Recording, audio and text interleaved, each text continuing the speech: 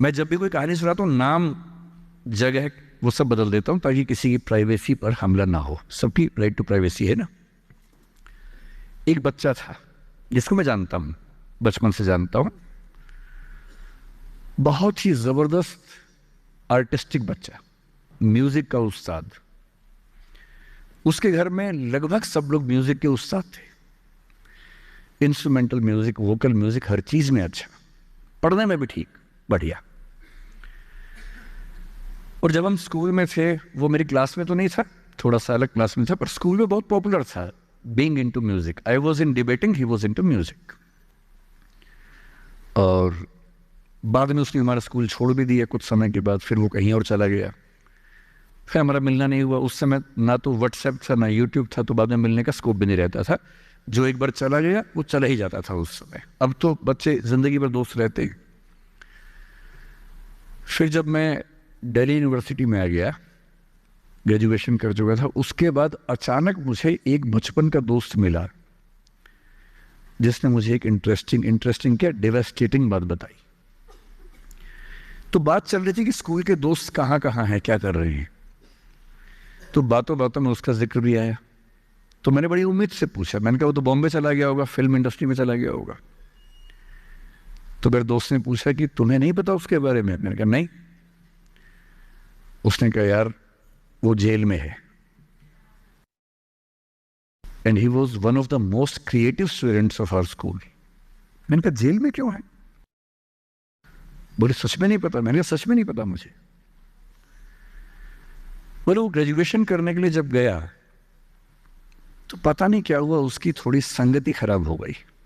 Bad company जिसको हम बोलते हैं, जो इस उम्र में अच्छी लगती है, वही वाली। तो कॉलेज लाइफ में थोड़ी बहुत बैड कंपनी सबकी होती ही है, हल्की फुल्की होती है, एक सामान्य बात है।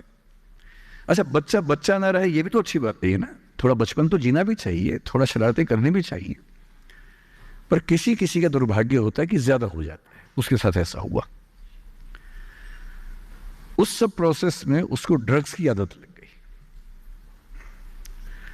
और ड्रग्स की आदत, ड्रग्स एक ऐसी चीज है, एडिक्शन ऐसी चीज है कि उसमें वन वे रास्ता होता है, टू वे नहीं होता है। आप जा सकते हैं, वापस नहीं आ सकते। मतलब 1000 लोग जाएंगे तो उनमें से एक आध वापस आएगा, वो भी इतने मुश्किलों से जो ऑलमोस्ट इम्पॉसिबल है। I have seen many such cases. Social welfare department से मेरे कई दोस्त ऑफिसर से, तो मैं उनसे जब पूछता हूँ बताते हैं, मैंने ऐसे लोगों को देखा है 10-10 साल से स्ट्रगल कर रहे हैं एडिक्शन से बाहर आने के, नहीं आ पा रहे, खत्म हो गए हैं। उस बच्चे को ड्रग्स की आदत पड़ गई कॉलेज में जाके, पेरेंट्स को पता ही नहीं था। तो जब पेरेंट्स को भनक लगी तो उसको दबाव बनाया कि तुम घर आ जाओ। अब वो जिस कंपनी में था, दोस्तों वाली कंपनी में, वहां अब ड्रग्स बहुत महंगे होते थे, पैसे घर से बहुत कम आते थे, जितने पैसे एक मिडिल क्लास फैमिली दे सकती है। अब वो घर से ज्यादा पैसे मांगने लगा, पैसे मिलते नहीं थे। उसको अपने ही घर के लोगों पर गुस्सा आने लगा। तो एक बार वो अपने घर आया हुआ था छुट्टियों में, और वहां भी वो कुछ कुछ करता रहता था। उसके पेरेंट्स ने उसको बहुत समझाया कि बेटा ऐसा मत करो। और एक दिन इस बात पे झगड़ा बढ़ गया। भैया पेरेंट्स की चिंता समझेंगे आज से 30 साल बाद, जब आपके बच्चे इस एज में होंगे ना, आपकी नानी मर जाएगी उस समय। नानी मरना एक मुहावरा है, इसका मतलब बहुत चिंता में रहेंगे उस समय आप। और उस दिन पता नहीं क्या हुआ, झगड़ा हुआ, क्योंकि जो एडिक्शन के शिकार हैं उनका दिमाग उनके कंट्रोल में नहीं होता है। यहाँ तक कि जो ड्रिंक करते हैं, ड्रिंक एक लेवल से ज़्यादा कर लें तो दिमाग कंट्रोल से बाहर निकलने लगता है। ड्रग्स में तो ये एलिमेंट बहुत ज़्यादा होता है। और आधी रात को उसने क्या किया, उसने अपनी फैमिली के 5 लोगों का मर्डर कर दिया। मर्डर। उसने खाने में जहर मिलाया, लगभग सब लोग उससे मर गए।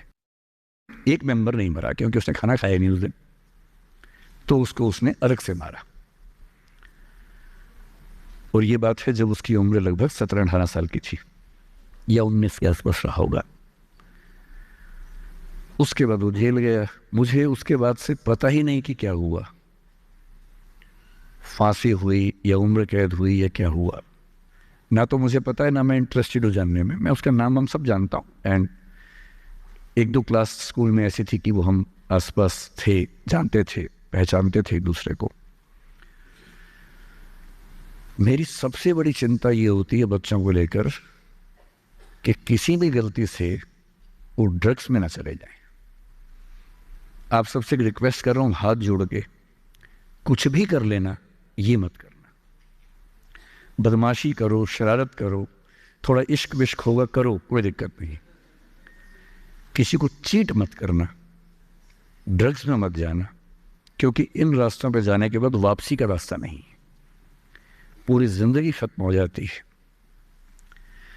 एक शायर ने कहा है, बस एक कदम गलत उठाता राहे शौक में,